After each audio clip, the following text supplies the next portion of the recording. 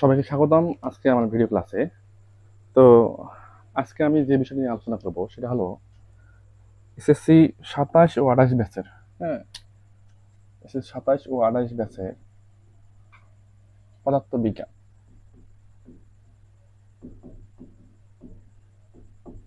পদার্থবিজ্ঞানের বস্তুর উপর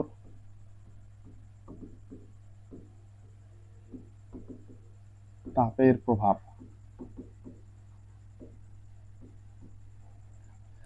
এই চ্যাপ্টারের একটা গুরুত্বপূর্ণ টপিক সেটা হলো তরল পদার্থের প্রসারণ সম্পর্কে আমি আলোচনা করব। তো তোমরা যারা আমার গত ভিডিওটা দেখেছো যে ওখানে আমি আসলে কঠিন পদার্থের প্রসারণ সম্পর্কে আলোচনা করছি।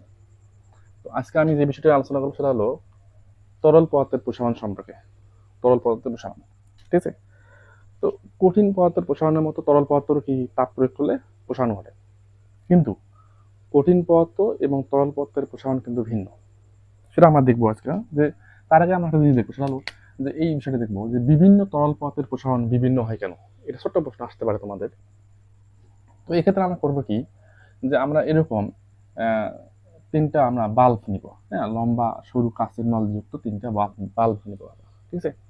বাল্ব নেওয়ার পর আমরা করবো কি, যে এই বাল্ব নেওয়ার পর এই বাল্বগুলোর মধ্যে আমরা মনে করো এখানে আমি ভিন্ন ভিন্ন তরল পদার্থ প্রয়োগ করবো। এখানে আমরা একটা তরল পদার্থ নিলাম, ঠিক আছে? এখানে আমি আর একটা তরল পদার্থ নিলাম। এটা তুমি পেট্রোল নিতে পারো, কেরোসিন নিতে পারো, বা অন্য যে কোনো, ঠিক আছে, যে কোনো তরল পদার্থ নিবা, ভিন্ন ভিন্ন তরল পদার্থ নিবা এবং একই মাপের, মানে একই মাপের বলতে আমরা দেখা যাচ্ছে যে আমরা এই পর্যন্ত নিলাম, ঠিক আছে? আমরা এই পর্যন্ত তরল পদার্থ নিলাম, এটা নিয়েছি আমি এই পর্যন্ত, ঠিক আছে? এটা নিলাম আমি এই পর্যন্ত। সেম একই মাপের আমরা করব কি, তরল পদার্থ নেব।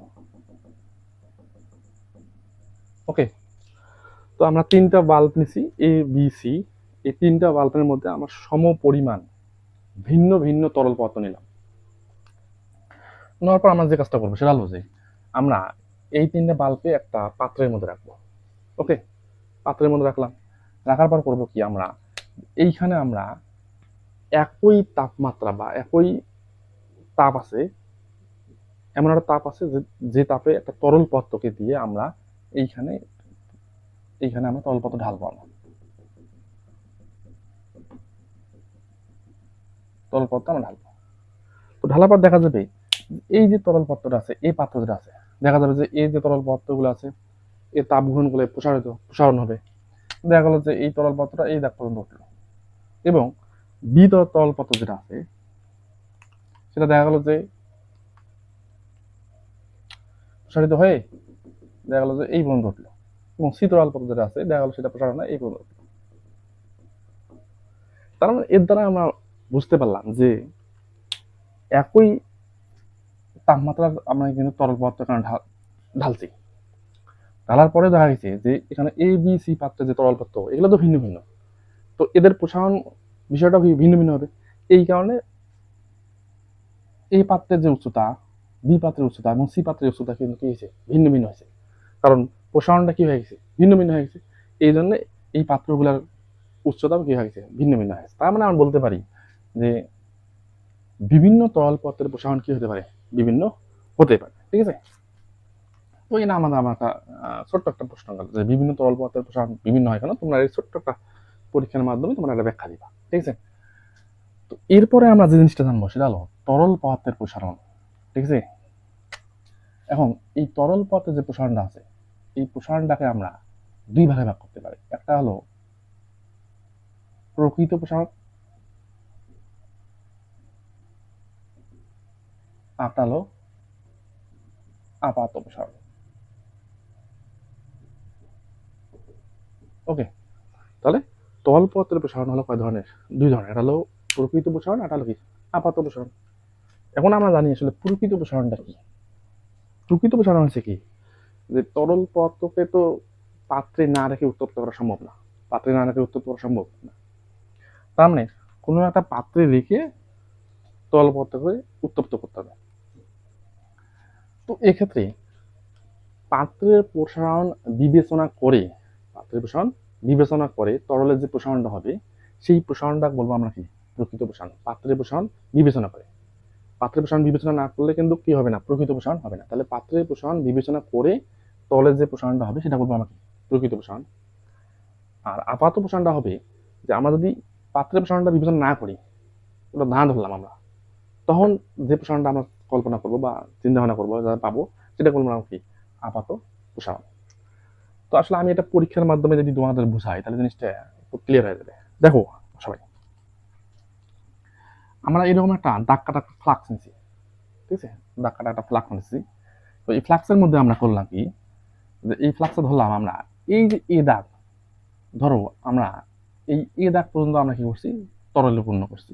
এ দাগ পর্যন্ত এখানে তরল আছে, এখানে যে তরলটা আছে এটা এ দাগ পর্যন্ত ফুল আছে। তো আমরা যদি এখানে তাপ দেই, কি করি তাপ দিই, তাপ দিলাম, তাপ প্রয়োগ করলাম, ঠিক আছে। তো তাপ প্রয়োগ করলে কি হবে, এই যে পাত্রটা আমি নিছি এই পাত্রটা প্রথমে কি করবে তাপ গ্রহণ করবে, তাই না। পাত্রটা যদি তাপ গ্রহণ করে তাহলে পাত্র তাপ গ্রহণ করলে পাত্র আগে প্রসারিত হবে, সিম্পল হিসাব। তাহলে পাত্র যদি তাপ গ্রহণ করে তাহলে পাত্র আগে কি হবে প্রসারিত হবে। যদি পাত্র প্রসারিত হয় তার তরল আমি যদি এ দাগ পর্যন্ত নেই, তরল কি এ দাগে থাকবে, এ দাগে থাকবে না, তরল কি হবে নিচে নামে আসবে। ধরো তরল বি দাগ পর্যন্ত আসলো,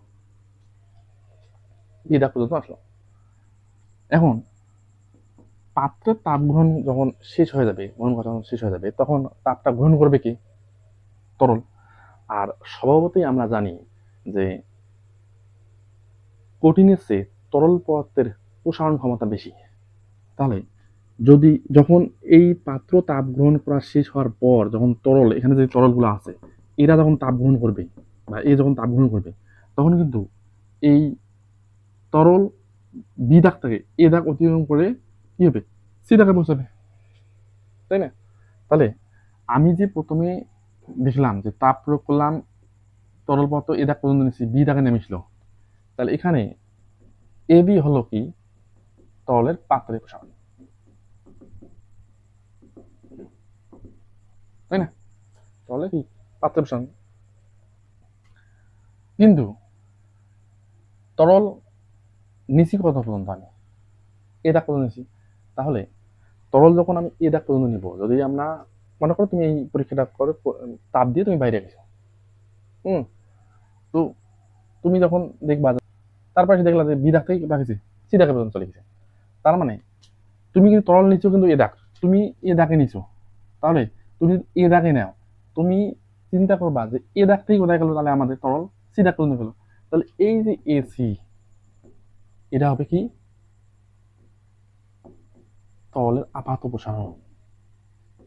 কারণ তুমি নিচেও হলো এ দাগ পর্যন্ত, তাহলে তোমার দৃষ্টিতে মনে হবে কি না তরল আমি এ দাগ পর্যন্ত নিচ্ছি, তাহলে এ দাগ থেকে কোথায় গেছি সি দাগে গেছি, তাহলে এসি হবে কি তরলের আপাত প্রসারণ। আপাত দৃষ্টি তোমার মনে হবে, কিন্তু তরল আসলে কি এ দাগ থেকে সি দেখেছি না, তরল গেছে বি দাগ থেকে কোথায় সি দেখে, কারণ তরল প্রথমে তো পাত্র তাপ গ্রহণ করছে, তরল নিচে নামেছে, তারপরে কিছু কোথায় সি দেখে। তাহলে এই যে বিসি, এই বিসি হবে তরলের কি প্রকৃত প্রসারণ, কি হবে প্রকৃত প্রসারণ।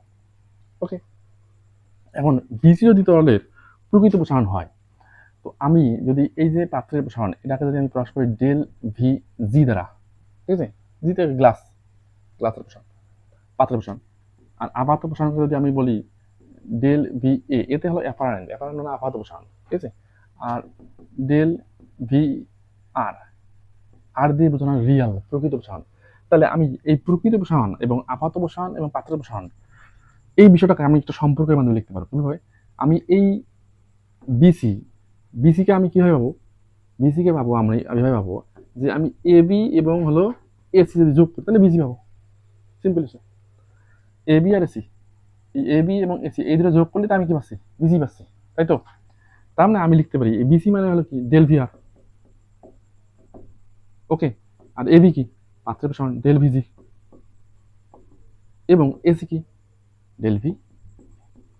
তাহলে এটাই হলো কি তরলের আপাত প্রসারণ এবং প্রকৃত প্রসারণের মধ্যে একটা সম্পর্ক, যে আমি আপাত প্রকৃত প্রসারণ পাবো পাত্রের প্রসারণ এবং আপাত প্রসারণ যদি আমি যোগ করি তাহলে আমি কি হবো তরলের প্রকৃত প্রসারণ পেয়ে যাবো। তো এটাই হলো তোমাদের তরল পদার্থের প্রসারণ। এই এতটুকুই আলোচনা তোমাদের বইয়ে আছে, ঠিক আছে? তো আমার ধারণা মতে তোমাদের এই বিষয়টা সমস্যা না হওয়ার কথা, ঠিক আছে? তো পরবর্তীতে আমরা গ্যাসের প্রসারণ নিয়ে আলোচনা করবো পরবর্তী ক্লাসে, ঠিক আছে? ধন্যবাদ সবাইকে।